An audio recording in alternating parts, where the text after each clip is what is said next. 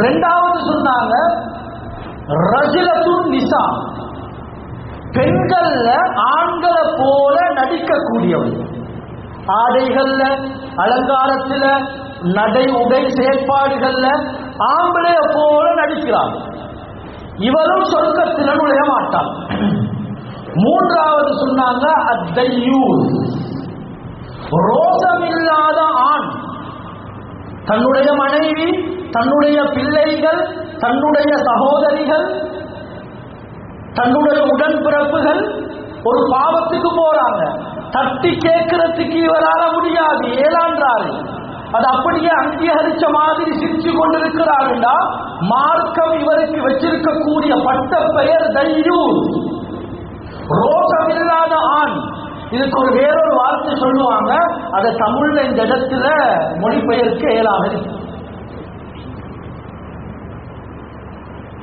கண்ணியமான சகோதரர்களே, இப்ப சஹாபாக்கள் கேட்டாங்க மணி தையூஸ், தையூஸ் யாரு சொன்னாங்க, மை யுகிர்ரு சூஅ பி அஹ்லிஹி, தந்த மனைவிட்ட, தந்த பெண் குழந்தைகளிடத்துல, தந்த சகோதரியிடத்துல, தந்த தாயிடத்துல சரீரமான ஆண்கள் வந்து சகஜமாக பழகிட்டு போறாங்க.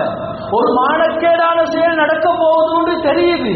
இப்படி தெரிஞ்சும் இவரது இக்ரார் செய்கிறார்டா, இதை பார்த்து கொண்டும் கேட்டுக்கொண்டும் சிரிச்சு கொண்டும் இருக்கிறார்டா, இவர் இப்படியாப்பட்ட தையூஸ், ரோஷம் இல்லாத ஆண். தட்டி கேட்கிறதுக்கு சகோதரர்களே சொல்றதாக இருந்தா இந்த சொல்லுவாங்க, இடுப்புல சீவன் இல்லாத ஆண். கண்ணியமான சகோதரர்களை நாங்கள் விளங்கணும் என்ன தெரியுமா?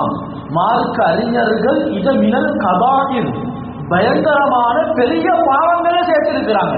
இன்னைக்கு நாங்க பார்க்கிறோமா இல்லையா? சாப்பாடு தேவை, ஒரு ஓர்டர் போடுறாங்க ரெஸ்டாரண்ட்டுக்கு, ஆன்லைன்ல சல்லிய பே பண்ணியாச்சு. வந்தோன்னு யார் எடுக்க போறது?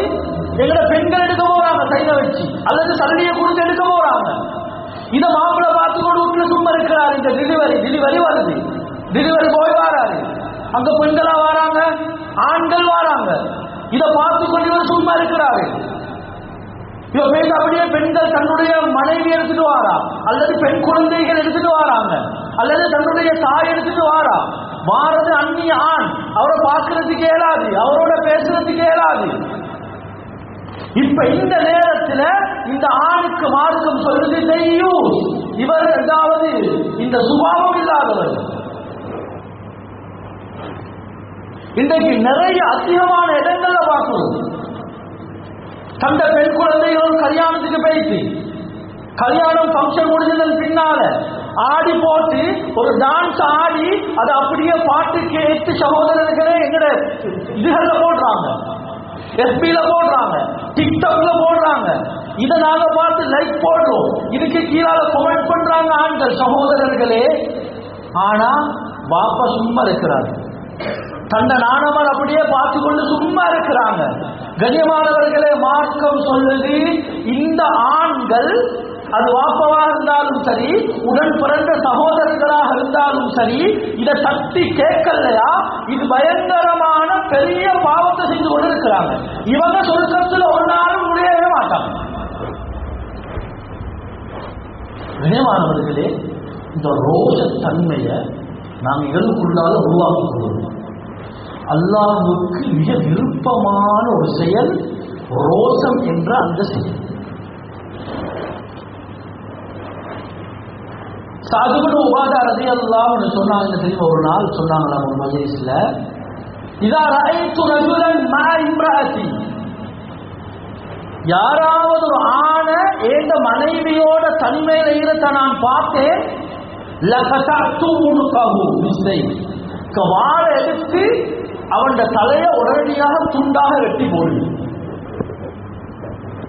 மக்களுக்கு எல்லாம் ஆச்சரியமாயிடுச்சு. சொன்னாங்க ஸல்லல்லாஹு அலைஹி வஸல்லம் அவர்கள் சொன்னாங்க, ஸல்லல்லாஹு அலைஹி வஸல்லம், அத்தஅஜபூன மின் கைரத்தி ஸஅத், ஏ மக்களே, இந்த ஸஅதுடைய இந்த ரோஷத்தை பத்தி உங்களுக்கு ஆச்சரியமாக இருக்கா? வஅன அக்யரு மின்ஹு, இந்த ஸஅதை விடவும் நான் மிக ரோஷக்காரன். ஃபல்லாஹு அக்யரு மின்னி, அல்லாஹ் என்னை விடவும் மிகப்பெரிய ரோசக்காரன் என்ற கருத்தை ஸல்லல்லாஹு அலைஹி வஸல்லம் அவங்க தெளிவுபடுத்தினார். கண்ணியமானவர்களே, அல்லாஹ் ரோசமானவர், அவனுடைய ரசூல் ரோசமானவர். இது முஹம்மதியால கியாமத் நாள் வரும் வரைக்கும் ஒவ்வொரு ஆணுடைய உள்ளத்திலும் இருக்க வேண்டியது சகோதரர்களே இந்த ரோசம். இன்றைக்கு யஹூதி நசாராக்கள் முயற்சி செஞ்சு பலவிதமான திட்டங்களை தீட்டி ஆண்களுடைய உள்ளத்தில் இந்த ரோசத்தன்மையை எடுத்துட்டாங்க.